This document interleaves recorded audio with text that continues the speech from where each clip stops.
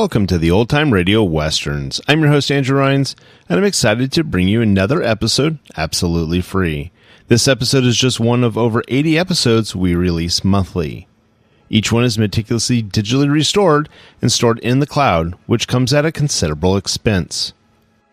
To help cover these costs, you might hear some advertisements throughout this episode. While we retain the original commercials for historical authenticity, you may encounter modern ads. We promise to keep these ads to a minimum and try to place them where you would have originally heard them when they aired. If you prefer an ad-free experience, you can support us by becoming a member on our Patreon page.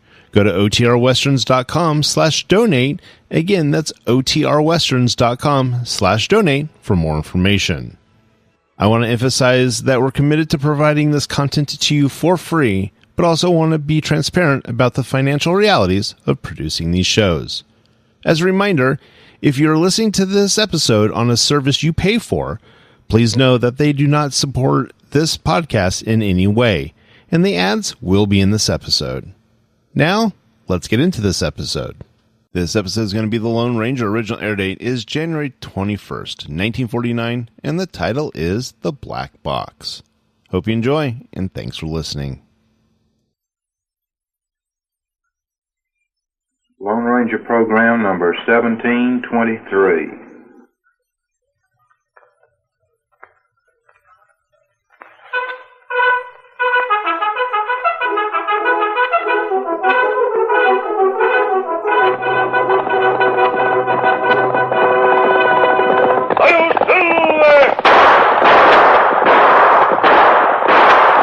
Horse with the speed of light, a cloud of dust, and a hearty Hi-Yo Silver, the Lone Ranger.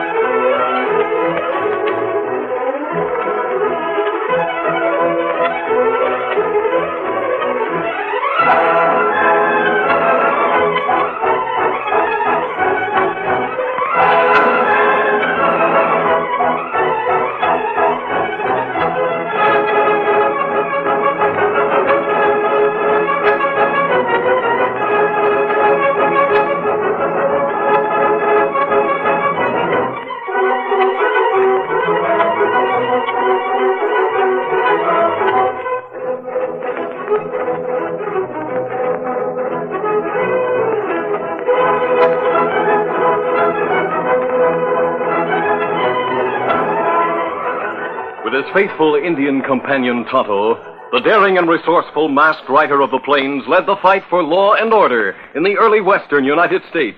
Nowhere in the pages of history can one find a greater champion of justice. Return with us now to those thrilling days of yesteryear. From out of the past come the thundering hoofbeats of the great horse Silver. The Lone Ranger rides again. Come on, Silver! Let's go, big fellow!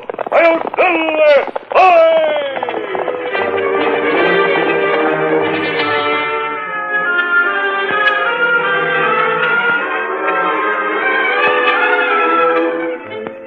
Foreign spies learned that the United States government planned to make photographs and topographical surveys of the defenses on the Pacific coast. The photographer, Joshua Biddle, and his daughter, Flo, were westward bound when they stopped at a tavern. Jose and Juanita Gonzalez, who owned the tavern, were spies of another government. They saw a chance to gather important facts by posing as Biddle and his daughter. With this in mind, they stole the photographer's credentials and camera equipment and set out for California in his place, after setting up a plot whereby Biddle and Flo would be massacred by Indians. The Lone Ranger brought troopers to the rescue. It was the morning after the fruitless Indian attack, when the masked man and Tonto returned to the tavern that Jose and Juanita had abandoned. This red wagon's still here. Yes, Tonto. Easy, Silver. Biddle promised to remain here until we returned. Indians steal plenty from wagon. Last night before soldiers come. That's what Biddle said, but it's not true. Indians not steal cameras? No, Tonto. Colonel Nelson was in personal command when the soldiers rounded up those Indians. He would have found the cameras if the Indians had stolen them. Oh, look over there, Tonto, a strange horse. Biddle has a visitor. Someone who rides an army horse. Stand where you are and don't make a play for a gun. Just kick that door closed with your heel. Who are you? Name is Broderick. He's a Marine. In plain clothes? Not by choice. Take off that mask. I want to look at your face while you explain your connection with this old four-flusher. I'm not a four-flusher. You're worse. You're an imposter. The mask, mister. For the last time, are you going to take off that mask? No. And what are you going to do about it, Broderick? Why, you... Shoot me? Or, will you come close enough to take it off yourself? Oh, please. Please don't fight. You're both on the same side. We're all on the same side. My father can't show you his credentials because they were stolen. They were taken from his wagon sometime last night. And so were his cameras. Those Indians who went through the wagon last night might have stolen a lot of things, but they'd have no interest in credentials and cameras. Well, then they must have been stolen by someone else. Possibly by the people who disappeared. That's right, Broderick. That critter named Gonzalez and his sister. They lit out of here sometime last night, after me and my daughter went to sleep. Speaking of imposters, Broderick, how about yourself? What? The Marine named Broderick took on 10 men in a fist fight in Mexico City. Another time, he took the town of San Mateo single-handed. Now, if you are really Broderick, you wouldn't be afraid to step close enough to take away my mask and gun. That does it. I'm taking that mask, and I'm hoping you try to resist. Right. Why, you asked for resistance. Look out! Not that! You! Pick up his gun, Tonto. No, you got me fighting mad. That found its mark, and here's another one. Please stop that fight. One for your stomach, another to your chin. Help! No, keep out of it, Tonto. Why don't you go down? Not until this. There goes the table. What did you hit me with? Get up, Broderick. Go on, pull your 6 guns. This is your chance to use them. You started with your hands. Let's finish it that way. No man could hit as hard as that with a naked fist. You're holding a hunk of iron or something. I see for yourself. My hands are empty. Hold on. You're wearing a ring. Yes. There's a cylinder mounted on that ring. That's right. I turned it around so I wouldn't break this cylinder off on your jaw. Where did you get that ring? Why?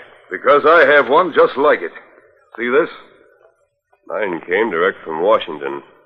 I was told that Joshua Biddle could explain its purpose. But I can't, doggone it. I don't know a blessed thing about that ring. Well, maybe you are all right. Me? No, your mask friend. Sakes alive, of course he's all right. He's the Lone Ranger. What? He is.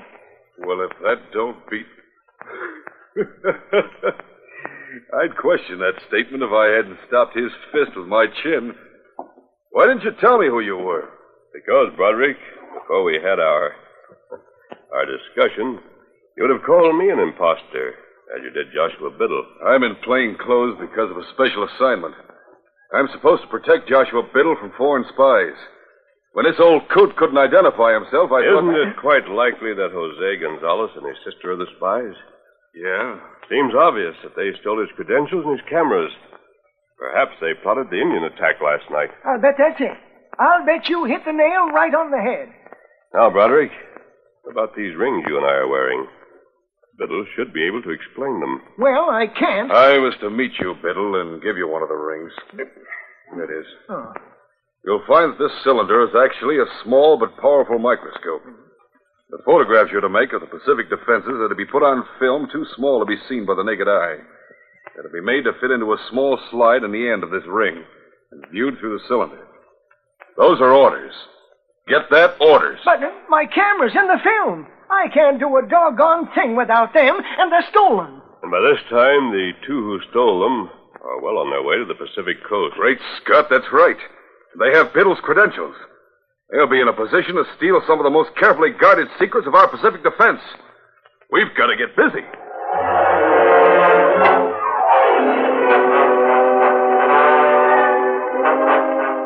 Jose and Nita Gonzalez, the foreign spies, were in their light wagon heading west to reach the Pacific coast as quickly as possible. Get up. They didn't know that their plans had partially failed and that Joshua Biddle and his daughter were alive. Ándale. Jose had changed his appearance and added years to his age by the clever use of disguise.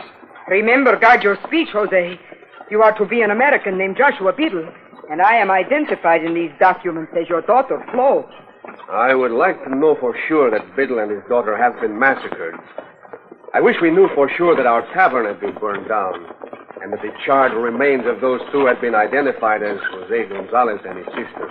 Juan and Ricardo are to join us at the coast. Perhaps they will bring word to us. Get up. I suppose we must be content to wait. What about that picture-making machine, Jose? It is somewhat different than other cameras I have used, but the principal operation is the same. I shall make plenty of pictures. And then, when we have finished the assignment, we shall return home by the first ship. Tell me, when do you think we shall reach San Francisco? Get up. Tomorrow morning. Good. There we will go to a hotel for a real breakfast. Then we go down the coast a few miles to the station to report to Captain Arnold.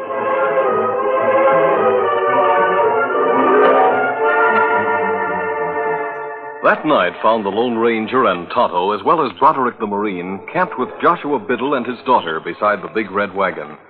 They had started out for the Pacific coast despite the fact that Biddle had no camera. They had traveled as fast as possible. Tonto and Flo shared the task of preparing an evening meal, while the others examined a map. Right here is the stream we crossed a few miles back. So this is where we are. Just about. I thought we've covered a lot of ground since starting out. You set a fast pace. But not fast enough to overtake Jose and his sister. It'll be a fine kettle of fish if those two get into Captain Arnold's post and take a lot of pictures. If they did steal my credentials so that they could take my place and make pictures, they'll be downright surprised when I turn up living and kicking. I hope you can prove they're imposters. You're satisfied about Biddle, aren't you, Broderick? Yeah, but I was mighty suspicious at first. And you can identify Biddle and his daughter. A pack of good that'll do. My word will carry no weight. Why not? Well, listen, mister, you don't see me wearing a uniform, do you? No. Plain clothes, that's what I'm wearing. Plain clothes because I'm doing counter-spy work. These are the clothes I wore all through Mexico. I didn't dare carry proof of my identity. Mexico, I couldn't risk being caught and exposed as a United States Marine. I had no identification there, and I have none now. Supper's ready. Let's eat.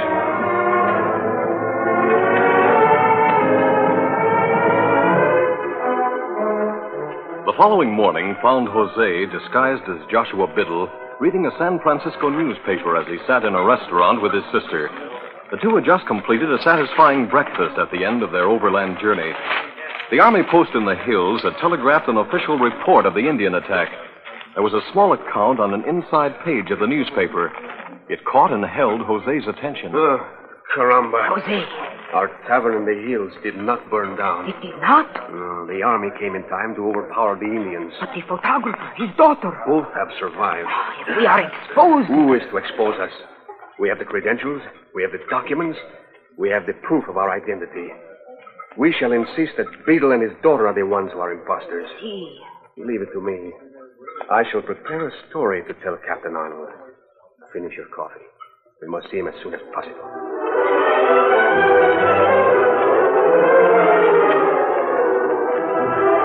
The control point for defenses all along the Pacific coast was located a few miles south of San Francisco.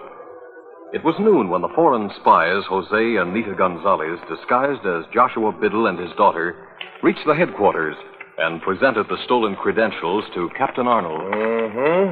These documents appear to be in order. Just one thing. You speak with a slightly foreign accent. Well, my mother was Spanish. I lived in Mexico until long after my daughter was born. She spent many years there. That is right. If you have any doubt about us, why do you not communicate with your superiors? Tell them you will not accept our credentials. No, I was just curious, that's all. I trust, sir, you have been advised of our assignment? Yes, I've been expecting you. You're to make photographs, is that it? Yes. And I wish I had never taken this assignment. For 2 cents, I would leave immediately. Now, Mr. Biddle, just because I asked it has been nothing but trouble.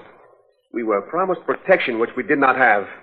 On the overland trip, we were robbed by enemy spies. Spies? We lost our wagon and much of our equipment. We were lucky to escape with our lives. Yes. The spies must have learned about our mission. Probably a leak in Washington. Tell me more. My daughter and I were traveling in a big red wagon, one that I secured from a circus and adapted to my needs. At sunset, we camped near a small stream. Then another couple in a small white wagon drove up and asked if they might share the campsite. So we shared our fire with them. After supper, my daughter and I took a couple of cameras and went, half a mile from the camp to a hilltop, where we hoped to experiment with pictures of the rising moon. That is right. But while we were gone, those crooks made off with our wagon and all it contained. They left their wagon in its place. I see. But how can you be sure those two were spies? I cannot be sure, but it looks very suspicious. You tried to find the stolen wagon? Oh, yes, but we could not waste too much time. We came on here in the wagon those others left. Has anyone been here before us, Captain? Using our name of Beetle? No. But I'll issue orders for the scouts to be on watch for your wagon. It is big and red, and my name, Joshua Biddle, is painted on the side. We'll be on the watch. And if those thieves come here, I'll handle the matter personally.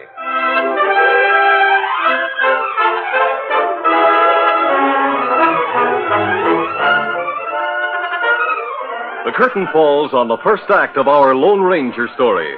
Before the next exciting scenes, please permit us to pause for just a few moments.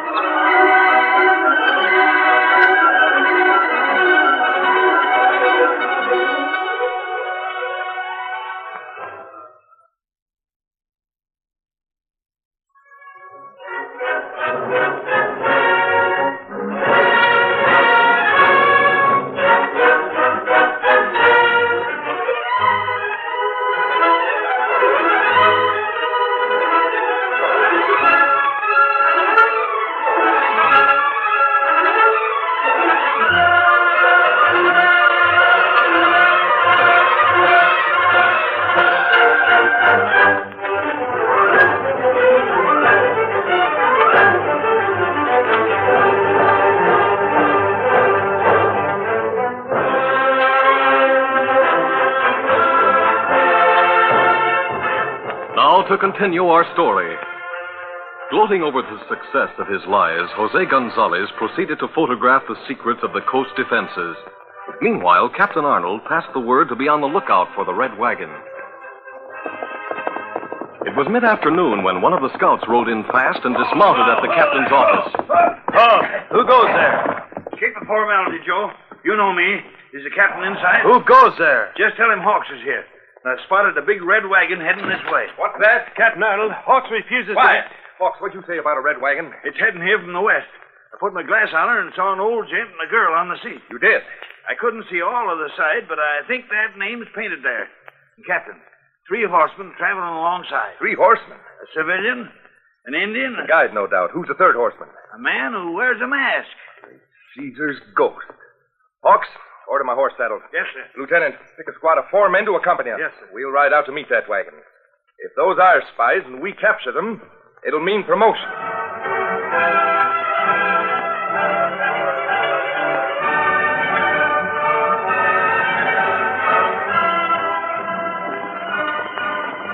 The Lone Ranger and Broderick rode ahead of Joshua Biddle's wagon, and Tonto rode alongside. They were just a couple of miles from the army post when the masked man saw a group of horsemen approaching. They seem to be in uniform. I can't be sure. Hard to see them clear with the sun behind their backs. Heading directly toward us. Riding hard. We'll call a halt and wait for them. Pull up! Oh, Silver. Hey, who are them critters riding this way? Can't tell yet, Biddle. Come on, Silver. Well, we're nearly at the post, aren't we? Yes. We saved a couple of hours by not going through San Francisco. Soldiers. So they are. Oh, soldiers. The officer's leading them. I've seen so doggone many soldiers lately. I'd like to rest my eyes on marine blues. Stay right where you are. Don't move. Listen to him. He's a captain. Cover these people. Now, you, all of you, dismount. Hold on, Captain. Dismount. You two, get down from that wagon. What's your authority for that command? I'm Captain Arnold. You are? Just the man that we want to see. Let me down from this wagon. Captain, this is Joshua Biddle. That's a lie. Captain, Now, look here. It's not a lie. This is Joshua Biddle. He's on a special assignment by order of headquarters in Washington. Is he indeed? In that case, Biddle, you'll have proof of your identity and credentials from Washington. I'll examine them. Well, I did have them, Captain, but they were stolen. Just what I expected you to say. It's true. I'll vouch for it. You? And who are you? Broderick, United States Marines. A Marine? Those clothes? You expect me to believe that? Marines are proud of their uniforms. They wear them at all times. You think I like these civvies? I've been on counter-spy work. I was ordered into plain clothes. I suppose you, too, were the victim of thieves who stole your credentials. No, spies don't carry identification. My card's with my uniform at the San Diego base. You're all imposters. We are not. The real Joshua Biddle told me all about you. You and that girl stole his wagon. What? You'd have stolen his cameras as well if you hadn't had them with him to take moonlight pictures. Captain, listen to me. Joshua Biddle and his daughter reached the post at noon. They identified themselves to my complete satisfaction and presented authorization from Washington to make pictures of our defenses. Why, they're busy at this very moment. But they are the imposters. They stole those documents from this man, and they stole his cameras. They went beyond that. They plotted an Indian attack in the hope that Biddle would be killed, so he couldn't come here to expose them. They had the credentials. You have nothing but an unproved story. Am I to take the word of a masked man? You can take the word of that masked man. He's the Lone Ranger. What? Oh, no more, please. That old goat claims to be Joshua Biddle, the country's foremost photographer. Old goat? You claim to be a Marine named Broderick, and now you try to tell me that this masked man is the Lone Ranger. He is. I've heard stories about the Lone Ranger, just as I've heard stories about Robin Hood and other legendary characters. But they're just stories. Those people never existed. There is no Lone Ranger. Well, of all... Captain Arnold. Captain Arnold, the solution is quite simple. Yes, indeed it is. You're under arrest. Take us to your post and let us face the man who claims to be Joshua Biddle. He's not to be disturbed. Not to be disturbed. Even though he may be a spy who's stealing some of our greatest secrets. He had credentials. Confound those credentials. That man is to go on with his work unhampered. I shall hold you all in custody. Meanwhile, I'll send word to Washington and ask for instructions. And meanwhile, Jose Gonzalez and his sister will escape. Who? Those foreign spies. Lieutenant. Sir? Place these people under arrest. Unmask that man and disarm them. Yes, sir. Come on, men, take off. As the soldiers dismounted, the Lone Ranger pressed his knee against the side of Silver and guided the horse closer to Broderick and Tonto. Hey, Captain, won't listen to any suggestions, Broderick. We've got to take action. Name it. When they come to disarm us, wade in. Wade in? Yes, with both hands. Keep them busy to give me a chance to take Captain Arnold away from here for a private conference. Oh, man. There'll be no more whispering. Come on, man. The captain said disarm them. I'll take the Indians. I hope you men know better than to resist the United States Army. Well, perhaps we do. On the other hand, maybe we won't take the soldiers. They've got it! Stop fire! I'll take that gun. Why, you... Broderick and the Lone Ranger took the soldiers by surprise. Tonto joined the fight, and even Joshua Biddle did his clumsy best. Captain Arnold drew his gun, but it was jerked from his hand by the Lone Ranger before he could bring it to bear. After that, there was no opportunity for gunplay in the hand-to-hand fighting. Fox brought his fist around in a wild sledgehammer swing. Broderick ducked. The scout's fist whipped over the head of the Marine and landed flush on Captain Arnold's jaw. I was wondering how to handle the captain. You solved my problem by knocking him out. The Lone Ranger grabbed the unconscious captain and dragged him away from the tangle of fighting men to the side of Silver. Got the captain! You stay here! The Lone Ranger picked up the captain bodily and tossed him across the back of Silver, then mounted. Easy now, Big Philip. I've got him, Broderick. Come on, Silver. With the Lone Ranger gone, the soldiers quickly overpowered Broderick and Tonto and Joshua Biddle. Hang on to him, men. Hang on to him till we tie them. Let's go. Let me go, Dad Rabbit. Let me get my arms free. It's all right, Biddle. Let him take us prisoners. The Lone Ranger got what he was after. He's making off with Captain Arnold.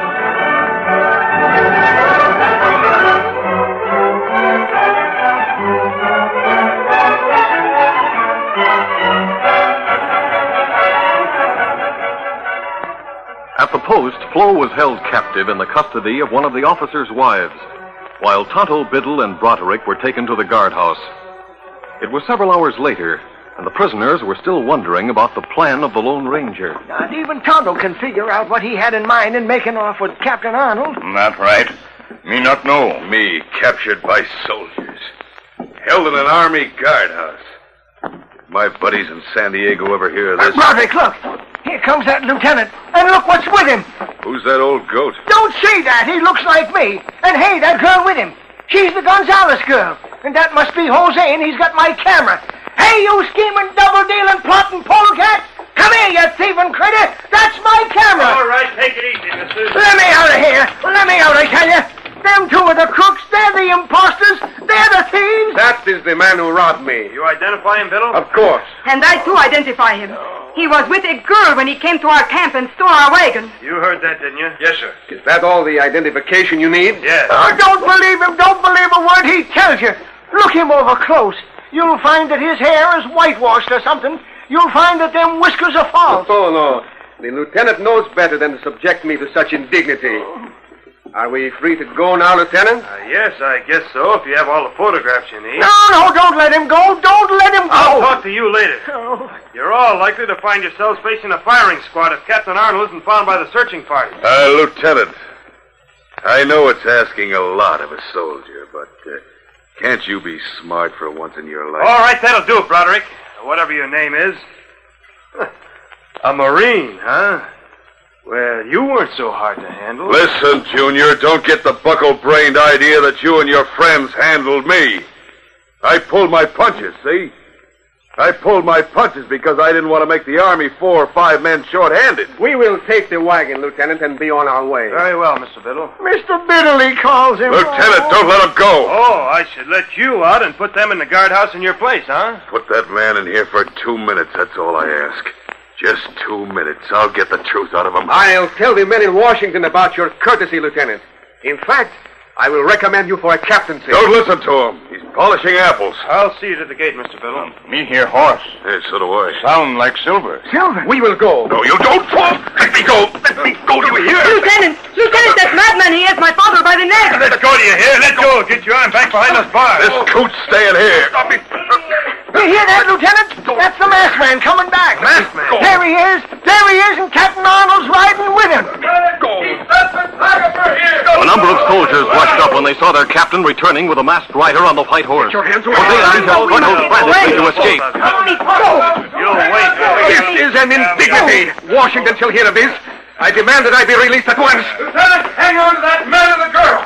I'm satisfied that they're imposters. That's what I've been trying to tell you. Captain, that masked man had captured He you. held me prisoner while he telegraphed a high official in Washington. And the reply was most enlightening. Regardless of identification papers, the real Joshua Biddle wears a ring on which is mounted a small cylinder. Here it is. Here's the ring you're talking about. Now, that cylinder is actually a small microscope. Biddle, you received instructions with that ring. What were they? I was told to make the photograph small enough to fit inside this ring. Those are the instructions I gave him. And here's another ring just like it. Yes. Now, if you have any doubt about me being a Marine named Broderick... No, I have no doubt. Unlock that door, Lieutenant. Let these men out. Yes, There were 3 of these rings. The third is worn by the Lone Ranger. Yes, I know. He showed it to me after I'd read the telegram from Washington. Yeah, the door's open. Come on out.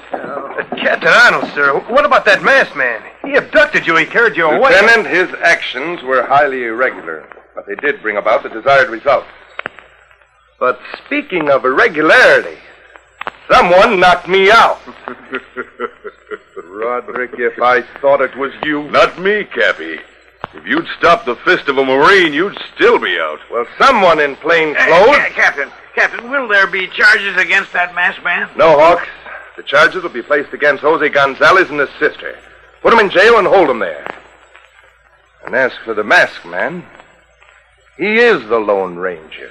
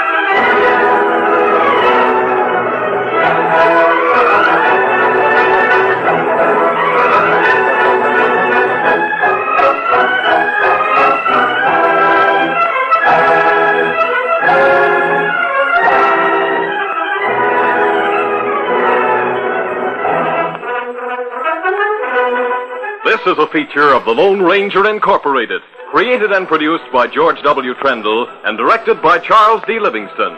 Tonight's story was written by Fran Striker. The part of the Lone Ranger is played by Brace Beemer.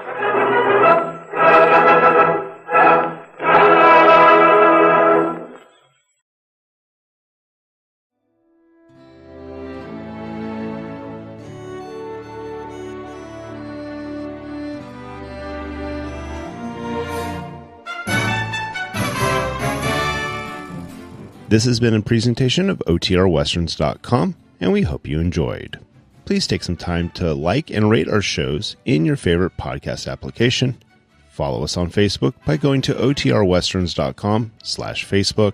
Subscribe to our YouTube channel by going to OTRWesterns.com/YouTube. And send us an email, podcast@OTRWesterns.com. You can call and leave us a voicemail, 707-986-8739. This episode is copyright under the Attribution Non-Commercial Share-alike copyright. For more information, go to OTRWesterns.com/copyright.